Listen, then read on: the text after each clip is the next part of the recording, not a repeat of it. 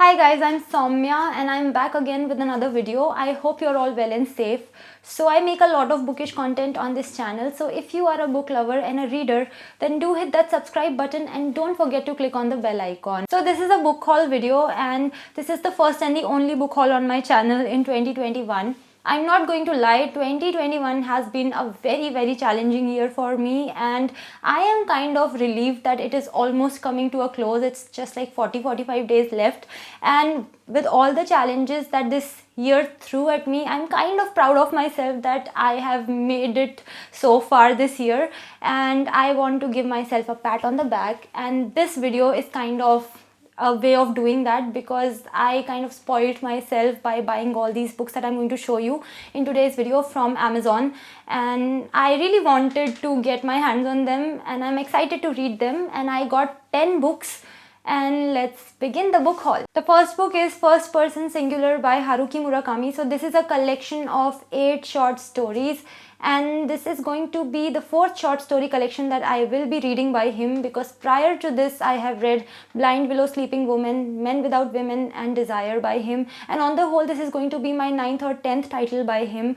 I started reading Murakami in 2016 and since then I've tried to explore his work. I've tried to keep an eye out for the new books that come out by Murakami, and I am also trying to read all the books that have come out so far, and it has been going pretty great for me. I won't say that Haruki Murakami is one of my favorite authors, but he's definitely an author whose work I find very fascinating and enjoyable to explore, because there is a lot of unusual stuff happening in his stories, and there is magical realism, there is also this surreal quality that give his stories an unreal experience, plus the fact that they're quite open to interpretation is both interesting and challenging to me as a reader. So I'm looking forward to reading First Person Singular as well. The next book is The Cruel Prince by Holly Black. So this is the first book in the Folk of the Air series, and the genre of this book is YA fantasy. This book follows the story of a girl named Jude who is a mortal, and when she was 7 years old her parents were murdered and she was taken away along with her 2 sisters to live in the High Court of Fairy.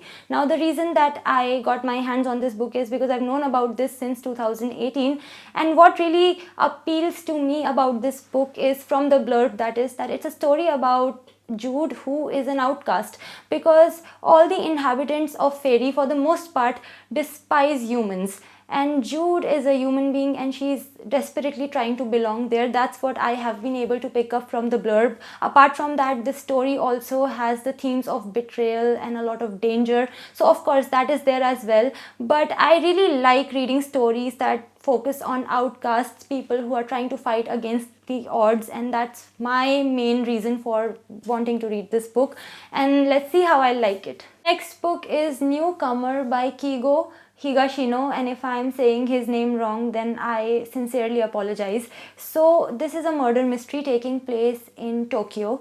Honestly, from the blurb this kind of reminded me of the Hercule Poirot mysteries by Agatha Christie, because this is a murder mystery as well. So in this book the name of the detective is Kyoichiro Kaga. Again, apologies if I'm not pronouncing the name correctly.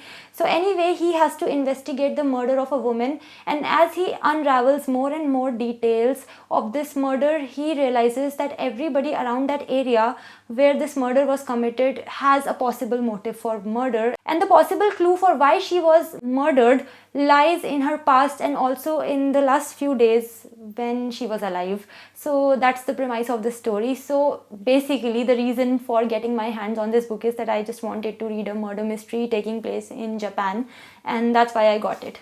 Next book is The Black Widow by Daniel Silva. So I haven't read a single book by Daniel Silva before, which is why I got my hands on this book. So this book features a very famous and a recurring character from Daniel Silva's books named Gabriel Allen, who is a legendary spy and an art restorer. So in this book he is all set to become the chief of Israel's Secret Intelligence Service, but before his promotion can take place he has to get into one final operation because ISIS detonates a bomb in Paris, and now the French government wants Gabriel to eliminate the man responsible for this attack.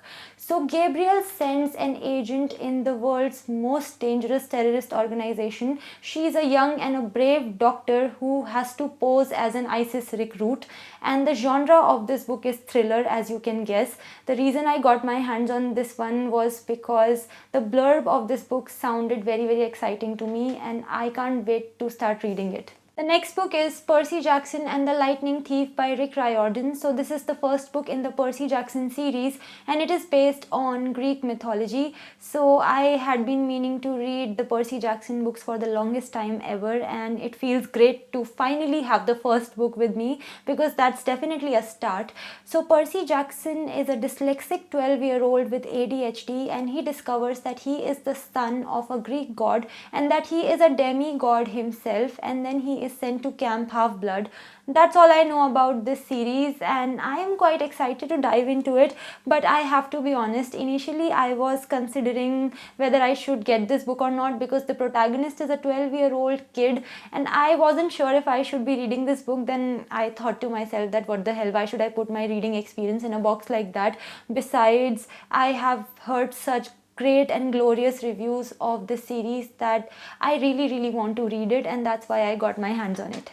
The next book is The Good Daughter by Karen Slaughter. So I have known about this book for quite a while, but I always wondered whether I should go for it or not, because I know for a fact that this book has a lot of violence and a lot of gore, so that has the potential to make me very uncomfortable. But then I took a leap of faith and got my hands on this one. So the genre of this book is suspense thriller, and 28 years ago, in the 1980s, something terrible happens with Charlotte and Samantha as their family breaks apart, because their family is attacked and their mother is left dead because of that.